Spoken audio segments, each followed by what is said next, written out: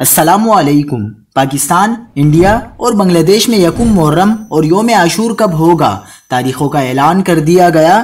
بڑی خبر آ گئی۔ کیا آپ حالات حاضرہ سے آگاہی حاصل کرنا چاہتے ہیں؟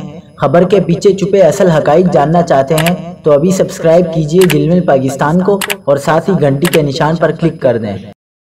آپ کو بتاتے چلیں کہ پاکستان اور انڈیا میں رویت ہلال کمیٹیوں کے اجلاس جمعہ 29 جولائی یعنی 29 ذی الحجہ کو ہوں گے۔ سوال یہ ہے کہ محرم کا چاند کب نظر آئے گا؟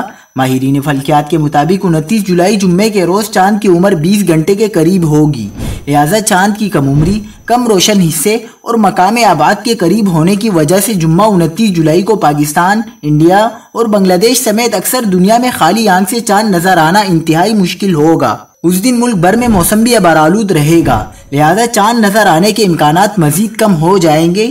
اکثر ماہرین فلکیات کے مطابق ہفتہ 30 جولائی کو پاکستان، انڈیا اور بنگلہ دیش سمیت تقریباً پوری آباد دنیا میں محرم کا چاند نظر آئے گا، کیونکہ اس دن چاند کی اونچائی 17 ڈگری ہوگی۔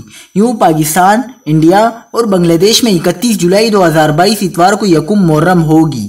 اگر ایسا ہوا تو 10 محرم یعنی یوم عاشور 9 اگست منگل کو ہوگا انشاءاللہ۔